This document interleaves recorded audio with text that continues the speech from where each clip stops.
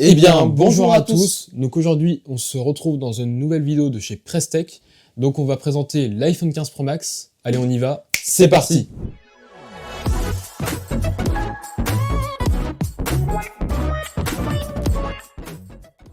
Et nous revoilà, on va attaquer par le sommaire de cette vidéo. Donc en premier chapitre, on a l'explication de ce téléphone avec notre avis global. Donc pour ma part, ça va être un avis personnel avec une utilisation de ce smartphone très restreinte avec un délai assez court. Pour le cas de Damien, c'est un avis sur son utilisation globale et personnelle sur une assez longue durée finalement. Ouais, parce que donc c'est mon téléphone personnel que je l'ai acheté. Donc je l'ai depuis à peu près 2 mois et demi environ. Donc on va vraiment vous faire un retour complet. Donc j'ai pu tester aussi, donc surtout l'autonomie, combien de temps ça tient sur une journée par exemple. Donc on va voir tout ça dans cette vidéo. Et donc ensuite, qu'est-ce qu'on retrouve dans cette vidéo ? Ensuite, on va retrouver l'écosystème Apple et son environnement qu'on peut avoir entre chaque appareil Apple. Et donc du coup, dans notre cas de figure, on a à disposition un iPhone et un MacBook Air qui sont relativement récents. Et puis ensuite, on va avoir le dernier chapitre, qui va être un chapitre assez dramatique, si je puis dire. Et très important. Tout à fait, extrêmement important. C'est qu'on ne sera pas directement le smartphone, et ça va être notamment sur comment ne pas vous faire avoir sur les sites d'occasion en achetant ce smartphone-là, par exemple. Et donc, du coup, tout aussi, cette vidéo-là n'est pas forcément dédiée que aux nouveaux utilisateurs d'iPhone qui vont vouloir prendre en main cet iPhone-là et du coup en acheter un, mais tout aussi accessible aux utilisateurs d'iPhone 15 Pro Max, par exemple, qui veulent découvrir la fonctionnalité de leur téléphone, qui ne sont même pas au courant, ça se trouve. Et donc, du coup, grâce à cette vidéo, on pourrait peut-être en apprendre un peu plus sur votre smartphone actuel. Oui, parce qu'on fait une vidéo assez complète avec vraiment la plupart des fonctionnalités, sauf peut-être les tout petits trucs qui sont pas très importants. Mais vraiment, l'objectif, c'est de faire une vidéo complète donc sur cet iPhone. Et donc, du coup, sans plus tarder, on va attaquer les spécifications. Donc, on va commencer par la catégorie design. Donc le design de ce smartphone, c'est un très beau smartphone, donc c'est vraiment classique, c'est un iPhone, donc c'est le même design depuis le 11 Pro, donc ça marche bien, il est beau, il est esthétique, les finitions sont très bonnes. Donc on retrouve le contour, donc ça c'est la petite nouveauté sur le 15 Pro et 15 Pro Max, donc le contour en titane, donc c'est un titane de grade 5, contrairement à Samsung, où c'est du titane de grade 2.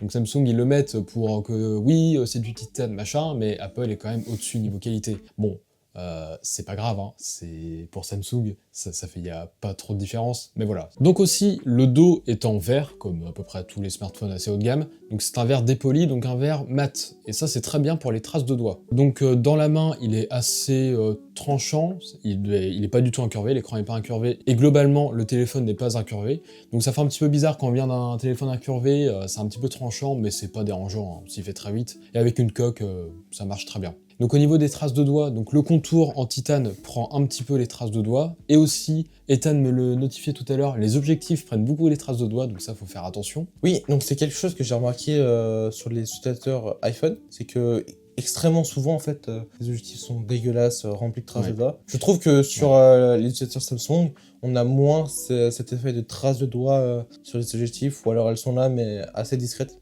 Alors que là, je trouve, à titre personnel, qu'on en voit beaucoup. Mais par contre, le dos en verre, du coup, il n'y a pas du tout de traces de doigts. Et ça, c'est hyper agréable, parce qu'un verre glossy, non mais les traces de doigts, c'est juste pas possible, c'est insupportable. Donc là, c'est très bien. Donc après, au niveau du poids, donc il fait 221 grammes, ce qui est lourd pour un téléphone en soi, mais pour cette taille d'écran et cette catégorie de smartphone, c'est plutôt léger. Donc par rapport au 14 Pro Max, donc qui a la même taille d'écran, mais qui lui avait un contour en acier inoxydable, le 14 Pro Max faisait 19 grammes de plus par rapport au 15 Pro Max. On le sent quand même, 19 grammes, c'est quand même pas mal. Donc c'est une belle avancée, et ça c'est très bien pour le confort d'utilisation. Est-ce que du coup, dans un futur avenir, et dans X générations de smartphones, on arrivera à des téléphones super haut de gamme, mais qui sont extrêmement légers? On ne sait pas, on verra ça. Et donc aussi sur la tranche gauche, on y retrouve le bouton Action. Donc c'est un bouton que vous pouvez paramétrer vous-même. On a plus de fonctionnalités que le lancement du bouton Action. Donc on a notamment la lampe torche, toujours ce mode veille. Ouais, le mode silencieux aussi. Oui, tout à fait, le mode silencieux. On a le mode enregistrement microphone, et on a aussi le mode caméra, si je ne me trompe pas. Oui, mais il y a encore plein d'autres choses, mais le plus intéressant, c'est dans l'application raccourcis. On peut mettre des raccourcis, donc là par exemple, ouvrir une note précise, ouvrir par exemple plan ou maps, enfin, on peut faire vraiment ce qu'on veut, donc ça c'est vraiment à vous de choisir.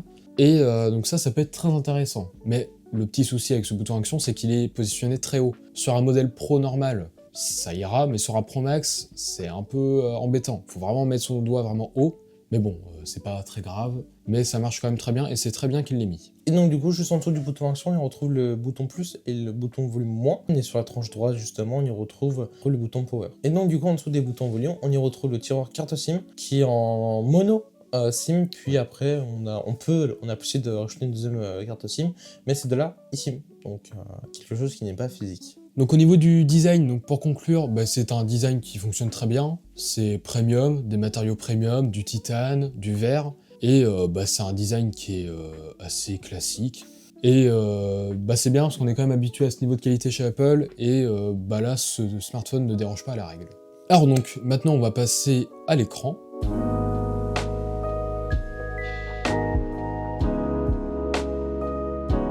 Donc on est sur un modèle Pro Max, donc on a le grand écran, donc c'est un écran de 6,7 pouces, c'est une dalle donc OLED bien évidemment, heureusement, donc c'est la Super Retina XDR qu'on a depuis à peu près 1 million d'années chez Apple. Donc au niveau résolution, on est sur du Quad HD, donc c'est classique sur les smartphones haut de gamme.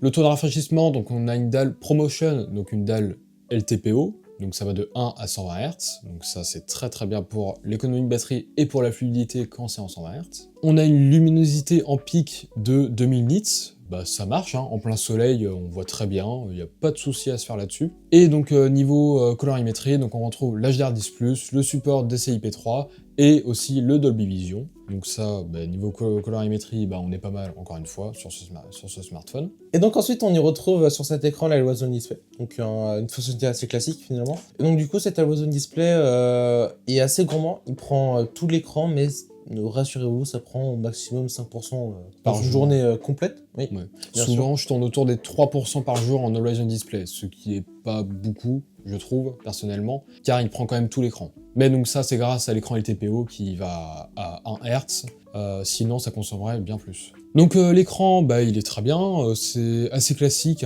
comme écran, on trouve pareil sur par exemple un S25 Ultra ou même toutes les marques, c'est à peu près la même chose maintenant. Donc l'écran est vraiment plaisant, donc pour jouer ça marche très bien, pour regarder des séries, des vidéos ça marche très bien, donc globalement c'est un excellent écran. Et donc du coup on rentre dans l'onglet performance.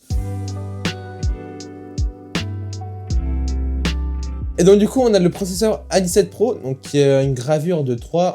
Donc du coup dans ce processeur là on y retrouve quoi? On y retrouve 6 cœurs, on y retrouve 2 corps performants et 4 corps efficients. Donc pour une meilleure gestion notamment de l'autonomie du smartphone, une meilleure consommation du processeur. Donc après niveau GPU on retrouve 6 cœurs aussi, et donc après le Neural Engine, donc le NPU, on retrouve 16 cœurs pour les tâches en IA en local. Donc au niveau de la RAM et du stockage, donc sur toutes les versions, on retrouve 8 Go de RAM en LPDDR5X, donc la dernière technologie de RAM, donc ce sera très rapide, il n'y aura pas de souci. Et après, donc on retrouve soit 256, 512 ou 1 Tera de stockage en NVMe. Et donc petite info sur le 15 Pro, donc pas Max classique, on retrouve en premier la version 128 Go. Et donc, ne la prenez pas, 128 Go c'est vraiment pas beaucoup, si vous filmez un petit peu, là c'est impossible. Donc faut prendre une version 256 qui coûtera beaucoup plus cher, donc vaut mieux prendre un 15 Pro Max, voilà. Donc, pour les performances, donc, elles sont très bonnes, il n'y a pas de souci, c'est un iPhone, donc les performances, c'est pas le souci des iPhones normalement. Donc c'est vraiment hyper agréable à utiliser, tout est fluide, les animations sont hyper fluides, dès qu'on lance une application, on sait que ça va se lancer rapidement et facilement. Il n'y a pas de petits lags comme chez Android, de petits bugs, c'est pas grand chose, mais sur l'expérience utilisateur, vraiment ça change beaucoup de choses. Et il faut se souvenir qu'il est sorti en 2023, il y a quand même 2 ans, et même là, j'ai aucun bug, j'ai rien. Donc pour les applications gourmandes, du coup forcément ça marche bien, sur les jeux, sur tout ce qui est montage, il n'y a aucun souci. En plus pour les jeux, on a le ray tracing qui est arrivé sur ce processeur. Donc par exemple pour Resident Evil, qui est arrivé il y a un petit moment sur iPhone, c'est très beau, apparemment ça marche très bien. Je l'ai pas acheté parce que j'ai pas 1000 € à mettre dans un jeu sur un téléphone, mais apparemment ça marche très bien. Donc au niveau des scores, donc j'ai fait que du Geekbench, donc c'est peut-être pas le plus représentatif, mais on a quand même un ordre d'idée.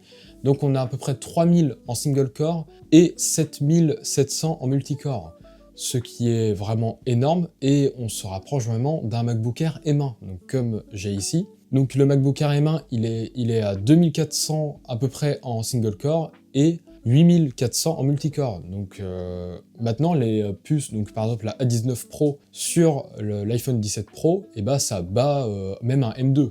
Donc on a vraiment des smartphones qui sont hyper performants. Et je trouve ça dommage qu'on n'utilise pas cette performance. Ça fait un peu comme les iPads, on a des puces de Mac, donc sur les derniers iPads c'est les puces M5, mais on les utilise pas à sa juste valeur. Donc ça c'est un petit peu dommage. On est limité par le logiciel alors que le matériel est quand même performant.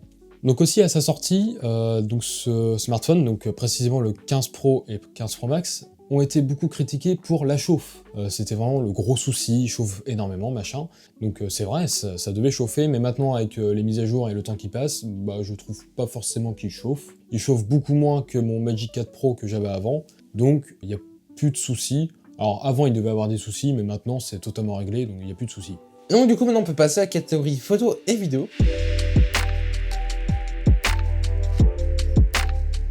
Donc d'abord on va commencer par les objectifs. Donc on va commencer par l'ultra grand angle, donc c'est un 12 millions de pixels qui ouvre à f2.2, donc c'est un équivalent 13 mm stabilisé électroniquement. Ensuite on a le grand angle, donc c'est un grand angle de 48 millions de pixels, et donc il ouvre à f1.78, et il y a des focales, donc c'est de base un 24 mm, mais on a aussi un 28 et un 35.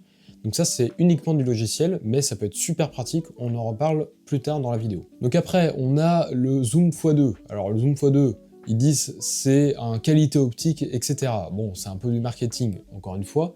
Donc c'est un 48 mm, donc en fait ça fait un crop dans le capteur de 48 mégapixels, donc ça fait un crop du coup de 12 mégapixels. Donc ça fait une photo qualité optique, mais c'est uniquement du zoom numérique. Donc on a quand même une bonne qualité, mais c'est pas de l'optique. Donc ensuite on retrouve bien évidemment un téléobjectif, donc c'est un téléobjectif de 12 millions de pixels qui ouvre à f2.8 et c'est un 120 mm, donc c'est un équivalent, donc c'est marqué x5 sur l'interface, donc ça va jusqu'en x25 numérique, et donc après il est stabilisé optiquement. Donc petite spécificité sur cette gamme d'iPhone, donc les 15 Pro et 15 Pro Max, le 15 Pro a un téléobjectif x3 et le 15 Pro Max a un téléobjectif x5. Donc il y a une différence qu'il n'y avait pas avant. Maintenant c'est plus le cas, hein. Maintenant sur les 16 et 17 c'est plus le cas, c'est que sur les 15. Donc le x3 c'est l'ancien téléobjectif qu'on avait sur le 14 Pro, le 13 Pro. Donc on peut se dire que le x5 est meilleur, mais pas forcément. Le x3 est très intéressant, donc c'est beaucoup plus flexible,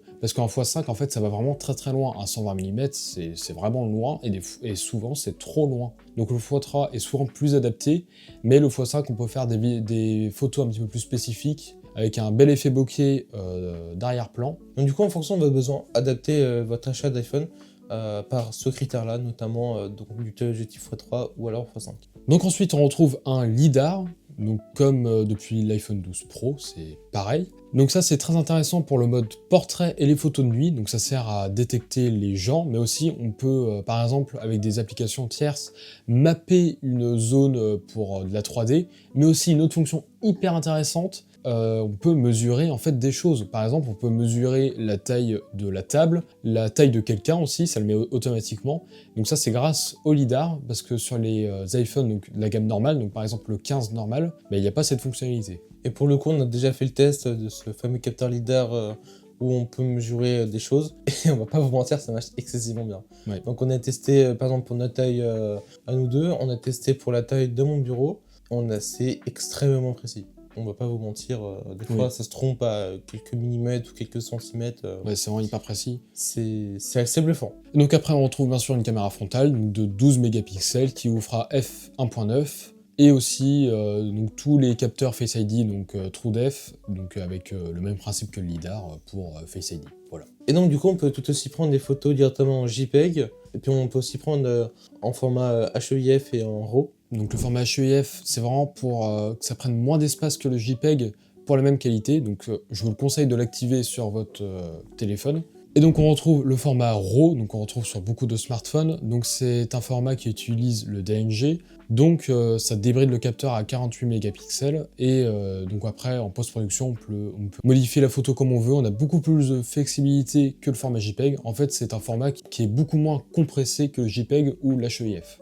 Donc on va voir les photos et les vidéos donc qu'on a fait. Donc en ultra grand angle, on va commencer par l'ultra grand angle, et bah il est très bien, il n'y a pas forcément de soucis. Des fois ça manque un petit peu de piqué, mais c'est normal, c'est un ultra grand angle comme je dis dans chaque vidéo, mais ça marche très bien. La déformation est bien gérée sur les côtés, c'est pas bizarre sur les côtés, et l'ultra grand angle ça fonctionne bien, il n'y a pas de souci. Le grand angle est vraiment excellent, là il excelle vraiment, donc on a plusieurs focales, donc comme je vous disais tout à l'heure, le 24 mm, le 28 mm et le 35 mm. Donc il faut juste appuyer sur le x1 dans l'interface de l'iPhone, et donc ça va mettre les différentes focales. Et donc ça peut être très bien pour avoir des styles différents de photos, qu'on peut s'amuser un petit peu avec, et ça peut rendre vraiment super bien. Donc vous pouvez les utiliser, ça marche très bien, mais aussi si vous voulez pas les utiliser, on peut les désactiver dans les paramètres sans trop de soucis. Donc la plage dynamique est très bonne, le piqué est très bon, le HDR fonctionne hyper bien, même si on a le soleil dans la tronche, ça fonctionne hyper bien. Donc on voit aussi que le traitement sur les photos n'est pas très poussif, donc je compare par exemple à Samsung, où Samsung ils essaient vraiment de saturer à mort, le HDR ils le mettent à fond et tout, donc c'est très beau, hein. Les photos sont très très belles, il n'y a pas de souci, mais ça dénature la photo. Chez Apple c'est un parti pris qui est différent, on essaie de garder le naturel, même s'il y a du grain, on va pas le lisser à fond. J'avais fait le test avec mon Magic 4 Pro, ça lisse à chaque instant dès qu'il y a un petit peu de grain, alors que sur l'iPhone ça laissait du grain, de la texture dans la photo. Donc ça c'est selon vos goûts et vos préférences. Donc au niveau du téléobjectif, donc c'est un excellent téléobjectif, encore une fois, il a les mêmes avantages que le grand angle et l'ultra grand angle. Donc ça fonctionne super bien, mais du coup on a un x5, et le x5 ça va vraiment très loin. Donc sur certaines photos ce sera contraignant, parce qu'on sera obligé de reculer pour utiliser le téléobjectif. Donc on aura moins ce problème avec le x3. Donc ensuite, on peut aller jusqu'en x25 numérique, donc n'allez pas jusqu'en x25 numérique, ça sert à rien, la qualité est vraiment trop dégradée. Je vous conseille d'aller au grand max en x15, c'est déjà largement assez. Donc ensuite la caméra de selfie, c'est bien, elle fait le taf, c'est bon, les visages sont bien représentés, il y a à peu près les mêmes avantages que sur les caméras arrière, donc ça fonctionne très bien, mais on ne trouve pas évidemment le nouveau capteur carré qu'ils ont introduit avec l'iPhone 17, mais bon, c'est pas très grave, ça marche quand même très très bien. Donc ensuite en mode nuit, donc le mode nuit est hyper efficace sur ce téléphone, vraiment les iPhones sont plutôt fort dans le domaine. Donc ça marche sur à peu près tous les capteurs. L'ultra grand angle, ça sera bien évidemment un petit peu inférieur par rapport au grand angle et au téléobjectif, mais c'est normal encore une fois. Donc ça fonctionne très bien, même par rapport au Samsung, c'est à peu près équivalent, donc ça marche vraiment super bien. Mais par contre, un souci sur les iPhones, et c'est encore le cas aujourd'hui, donc ça c'est vraiment pas bien, mais c'est pas par rapport aux nuit, c'est qu'on a beaucoup de lens flares. Donc dès qu'on filme à côté du soleil par exemple, on aura des flares sur les vidéos et sur les photos. Donc ça peut être vraiment dérangeant, et c'est un point négatif des iPhones en global, parce que chez les constructeurs Android, on n'a pas trop ce problème, ou en tout cas beaucoup moins. Et donc du coup, tout aussi sur cet iPhone, on a une fonctionnalité qui n'est pas déplorable. C'est donc du coup ce fameux mode portrait. Donc en fait, pour vous illustrer la chose, par exemple quand vous prenez une photo très rapide, vous avez besoin de prendre quelque chose, donc une photo de famille, et que malencontreusement vous oubliez de mettre le mode portrait, mais que vous voulez un mode portrait pour X raison, vous pouvez le faire. Donc soit en post-production, donc directement dans votre galerie, vous pouvez activer le mode portrait, ça vous propose des fonctionnalités par exemple d'ouverture, ou alors vous avez directement juste l'onglet portrait, ou alors l'iPhone vous propose directement le mode portrait. C'est assez intéressant, le fait est de pouvoir le mettre par la suite si jamais on oublie. Je trouve la fonctionnalité assez plaisante. Et donc du coup ensuite on va passer à la vidéo. Et donc du coup en résolution maximum de vidéo, on est sur du 4K60 HDR, 10 bits et Dolby Vision pour tous les objectifs du smartphone, et tout aussi l'objectif frontal. Et donc du coup on a aussi un mode cinématique qui filme en 4K 30 fps HDR. Donc pour expliquer ce que c'est le mode cinématique, en fait ça imite un faux flou d'arrière-plan, donc ça fait un flou d'arrière-plan, donc on peut le modifier dans les paramètres à quelle ouverture on veut, donc c'est toujours du logiciel, c'est pas du tout optique. Donc parfois ça marche bien, enfin même dans la plupart des cas ça marche bien, mais pour vraiment l'utiliser, le détourage est pas assez précis. En fait, par exemple, éteindre avec tes cheveux, ce serait compliqué. Donc bon, on peut l'utiliser, mais c'est pas encore totalement au point, mais je pense qu'ils vont s'améliorer, et après ce sera vraiment beaucoup mieux. Donc aussi, un gros avantage pour les iPhones, c'est qu'on peut filmer au format ProRes. Donc on peut aller jusqu'en 4K 60 fps sur tous les objectifs, et donc on retrouve le ProRes donc en SDR, en HDR et en log. Donc ça c'est vraiment la nouveauté sur ce smartphone, c'est le format log. Donc on a beaucoup plus de flexibilité en post-production. On pourrait comparer un petit peu ça au format RAW, même si c'est pas totalement ça, mais globalement c'est à peu près ça. Mais sur l'application Apple, donc appareil photo, on peut filmer qu'en 4K 30 en ProRes sur le stockage interne. Pour aller jusqu'en 4K 60, il faut brancher un SSD externe, ou une clé USB, ou un truc comme ça, un stockage externe. Donc c'est nul, parce que le stockage interne est largement assez performant pour filmer en 4K 60, il y a largement assez de débit, donc on ne sait pas pourquoi ils ont fait ce choix, c'est toujours pas résolu. Mais petite astuce, si vous voulez filmer en 4K 60 sur le stockage interne du coup, vous installez l'application Blackmagic Camera, qui est une application qui est géniale, vous avez tous les réglages et tout, c'est hyper bien fait, et là vous pouvez filmer du coup en 4K 60 sur le stockage interne. Donc je vous conseille d'utiliser cette application si vous touchez un petit peu à la vidéo, etc. Vous pourrez régler tout, les ISO, tout, et ça c'est vraiment super bien. Donc le ProRes en 4K 60 prend un stockage absolument gigantesque, donc dans l'application appareil photo de l'iPhone, pour 1 minute en ProRes log, c'est 6 Go. C'est énorme. Oui, c'est vraiment énorme. Donc c'est 6 Go par minute, alors qu'une vidéo en 4K 60, donc en mode normal, c'est à peu près 440 mégas. Donc on fait un x14 par rapport au format normal. Donc comme pour la photo, donc on retrouve le format JPEG et HEIF, et ben pour la vidéo, on retrouve le format H264 et le format H265, qui s'appelle aussi HEVC pour le coup. Mais c'est hyper intéressant parce que le H264, ben, c'est le format classique, et le H265, et ben, c'est un format qui utilise moins de stockage pour la même qualité que l'H264. Donc je vous conseille de l'activer dans les réglages. Donc on va regarder les vidéos qu'on a faites. Donc globalement, les iPhones, c'est les leaders dans la vidéo, c'est vraiment les leaders. Donc ça marche extrêmement bien sur tous les objectifs. Ce qui est hyper agréable, c'est de changer d'objectif pendant qu'on filme. On a la plage donc, du x0.5, donc de l'ultra grand angle, jusqu'au x25 numérique, donc le téléobjectif. Et ça c'est génial, parce que c'est sans lag, sans bug. Par rapport au Magic 4 Pro que j'avais avant, où c'était impossible de filmer comme ça, et d'ailleurs, j'en avais parlé dans la vidéo. Là, ça marche hyper bien, c'est hyper fluide. Donc ça, c'est un très gros avantage chez Apple, qu'on n'a pas chez Android. Donc en 4K 60, ça marche très bien comme je l'ai dit. Le rendu est fidèle, il n'y a pas de souci, c'est très beau sur tous les capteurs. Même la caméra frontale, ça marche très bien. Donc ça, il n'y a pas de souci. Donc comme on l'a dit, en mode cinématique, c'est pas hyper précis, on vous montre une vidéo là.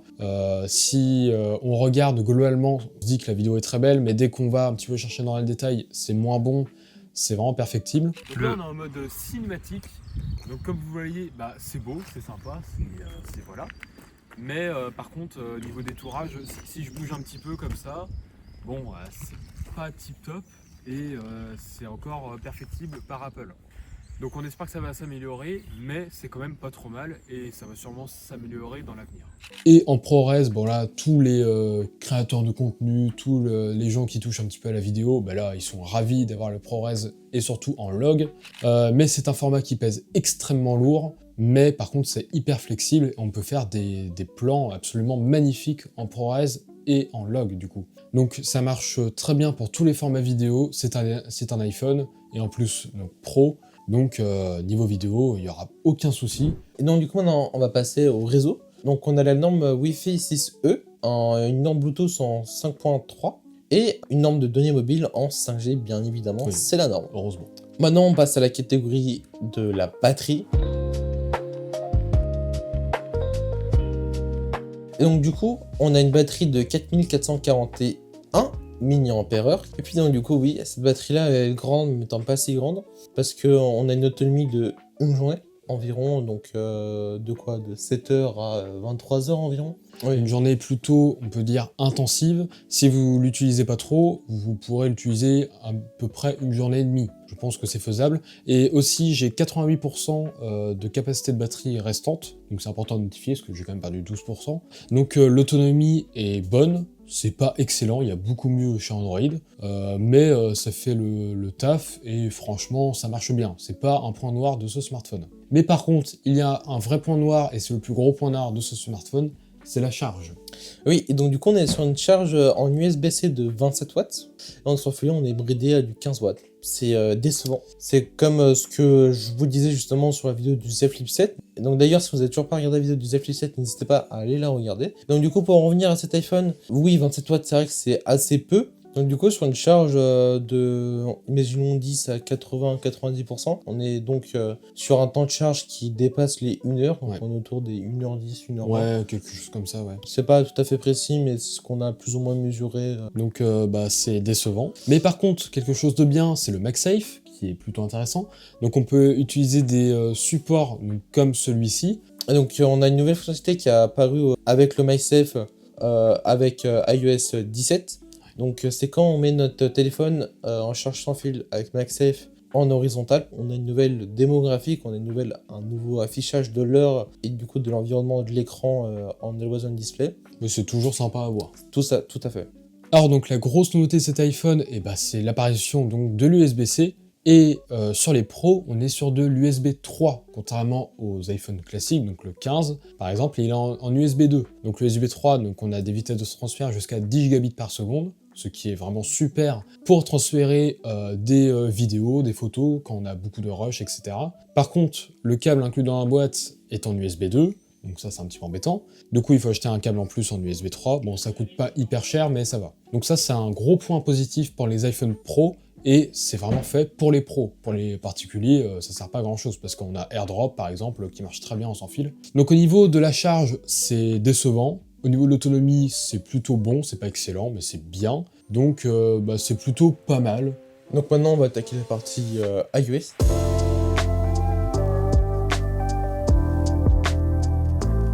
Donc on va parler d'iOS 26, parce que bah, il est sorti du coup il y a un petit moment. Donc c'est vraiment magnifique comme interface, avec l'effet Liquid Glass, c'est très beau, c'est plutôt bien dosé, ils ont fait quelques correctifs et ça c'est très bien. Donc l'interface est vraiment plaisante à utiliser, c'est joli, c'est beau, c'est intuitif, c'est bien fait, donc franchement iOS c'est une des meilleures interfaces qui existent, enfin moi je trouve que c'est la meilleure, mais après ça c'est très subjectif. Donc un gros avantage d'iOS, bah, c'est qu'il y a très peu de lag, de bugs, comme je l'ai dit avant dans la vidéo, donc ça c'est vraiment un gros avantage des iPhones. En conclusion, ça fonctionne super bien, et il n'y a vraiment pas de soucis. C'est vraiment une interface qui est simple, il y a pas tant de possibilités de personnalisation. Donc par exemple, je prends l'exemple de l'écran 120 Hz, on peut pas modifier, on peut pas mettre en 60 ou en 90, c'est tout automatique. Mais en fait, c'est tellement bien géré que je me suis jamais posé la question de changer le réglage, parce que ça marche super bien. Tout est bien réfléchi. Justement, du coup, aussi un des avantages de cet OS, c'est un avantage d'utilisation au quotidien. C'est beaucoup moins complexe et beaucoup plus friendly access sur cet OS-là que sur notamment Android. L'utilisation, elle est trop simple, Ouais, elle est vive, on n'a pas besoin de bidouiller dans les paramètres, c'est vraiment, ça y va tout seul. C'est tout automatique. Vraiment. Exactement. Voilà. On appuie sur le bouton Power, c'est terminé. Alors, donc, au niveau de l'IA, donc Apple est en retard sur l'IA, je pense qu'à peu près toute la planète le sait. Donc, par rapport aux smartphones Android, donc, comme Samsung ou Google directement avec Android, Apple est vraiment en retard sur l'IA, même s'il y a quelques fonctions. Normalement, le nouveau Siri devrait arriver avec iOS 26.4, donc on verra ce que ça donne. Par contre, il y a ChatGPT intégré à Siri, donc on peut lui demander avec ChatGPT, etc. Et même c'est intégré à l'iPhone. On peut aussi traduire comme Google Lens avec la photo. Bon, il y a quelques petites fonctions, mais bon, c'est pas encore un truc de fou. Il y a les options de réécriture, traduction, etc. Bon, c'est un petit peu les trucs de base, mais c'est pas encore hyper développé. Donc Apple va vraiment s'y mettre dessus, on espère, parce qu'ils sont vraiment très en retard. Mais bon, pour l'instant, c'est pas hyper développé, mais aussi, c'est très important d'avoir l'iPhone 15 Pro au minimum pour avoir Apple Intelligence. Parce que si vous avez un iPhone 15 ou 14 Pro ou avant, et bah c'est pas compatible, c'est pas assez puissant.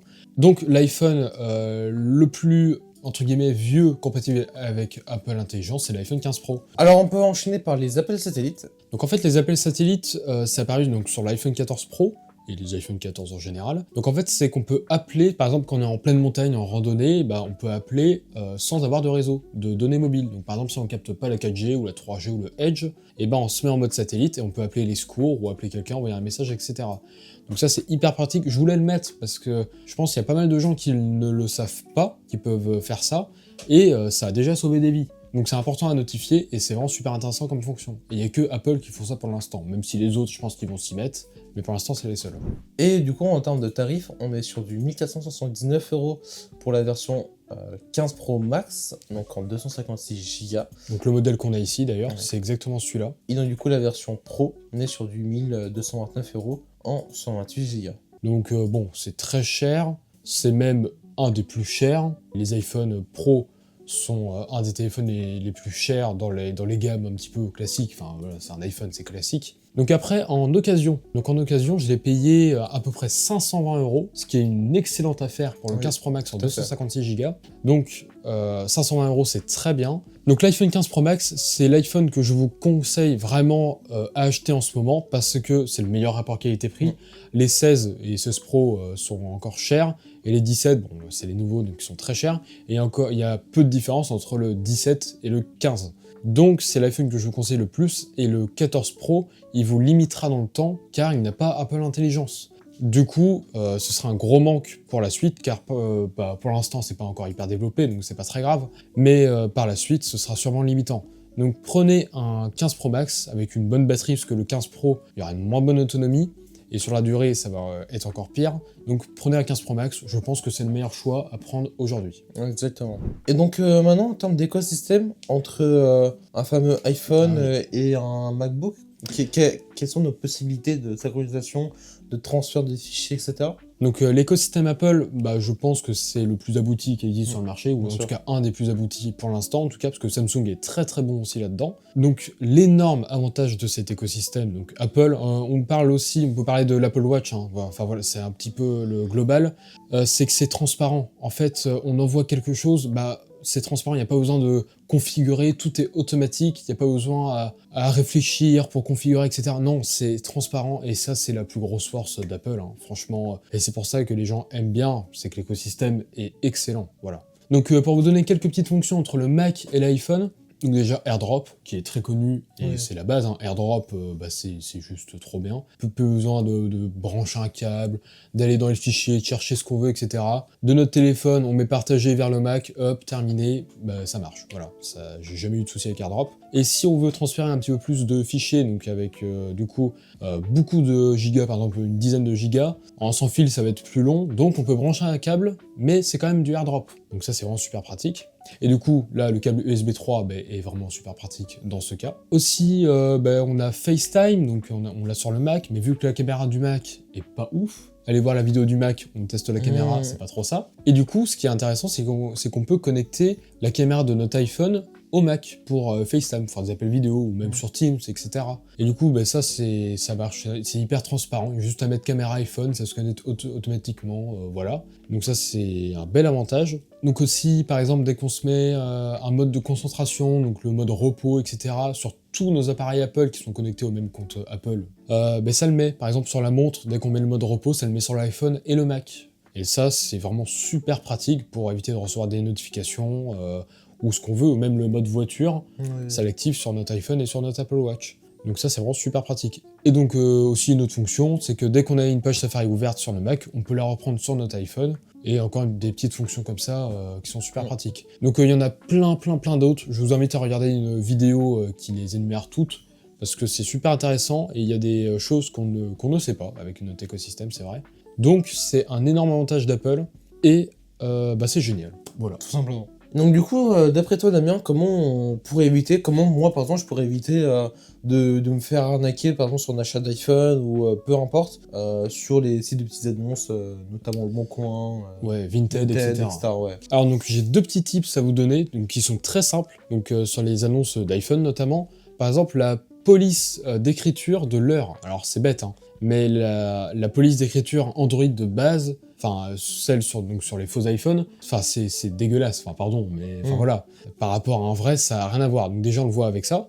Et j'ai un autre petit tips, c'est les bords d'écran. Les bords donc sur les iPhones sont uniformes partout, donc ça c'est depuis très longtemps, mais sur les faux iPhones, et bah, le bord en bas est plus grand, le bord noir. Et du coup ça, bah, c'est forcément un faux, parce que bah, les bords sont uniformes sur les iPhones. Donc c'est deux petits tips que je voulais vous donner qui sont extrêmement simples, et pour pas se faire avoir, parce que des fois c'est très compliqué à voir. D'accord. Donc au moins on est rassuré, on sait comment détecter les mauvaises annonces Voilà, exactement. pour éviter de perdre notre argent par exemple. Donc on va passer à la conclusion de cette vidéo, de cette longue vidéo qui a énuméré plein de choses. Donc c'est un excellent iPhone, il n'y a pas de souci, franchement c'est très bien. Niveau photo, c'est très bien, niveau vidéo c'est excellent. Niveau batterie, c'est moins bien, mais ça va.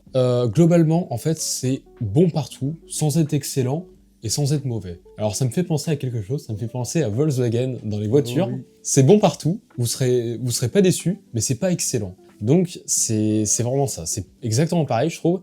Donc c'est une analogie assez étrange, hein, mais bon, c'est ça, c'est ce que je pense, et je pense que tu es d'accord avec moi, Ethan. Bien sûr. Donc on peut le trouver en occasion donc, vers 500, 550 €, c'est une très bonne affaire, vous pouvez partir dessus tranquillement. Vous avez encore quelques années de mise à jour devant vous sans trop de soucis. L'autonomie tiendra encore un petit peu. On vous le conseille grandement, et ce sera moins cher qu'un 17 Pro Max. Voilà. Tout à fait. Et surtout que je pense pas que vous verrez vraiment la différence à l'utilisation quotidienne. Et donc, c'était Pressec. N'hésitez pas à vous abonner, à mettre un commentaire pour nous dire qu'est-ce que vous en pensez de cette très vidéo. important. Donc, notre deuxième vidéo pour Apple, c'est Oui, excellent. c'est vrai. D'ailleurs, merci beaucoup encore pour notre dernière vidéo Apple sur Oui, le MacBook sur le Air. Mac. Ça a extrêmement bien marché. On vous remercie. Ouais, merci sincèrement. beaucoup. Parce que pour tout le travail qu'on a donné, quand même, ça fait plaisir Oui. qu'il y ait quand même du répondant. Ça fait Exactement. Et donc, du coup, tout aussi, n'hésitez pas à rejoindre notre Discord qui est maintenant en ligne et qui a un nouveau bot qui permet de signaler chaque nouvelle vidéo et chaque nouveau post sur nos réseaux sociaux respectifs. Et tout aussi, n'hésitez pas à aller voir notre TikTok. On fait quelques vidéos sympas, quelques Oui. plans sympas. Vous allez en voir plus dans quelques mois. Et donc, c'était Pressec. À À plus. plus.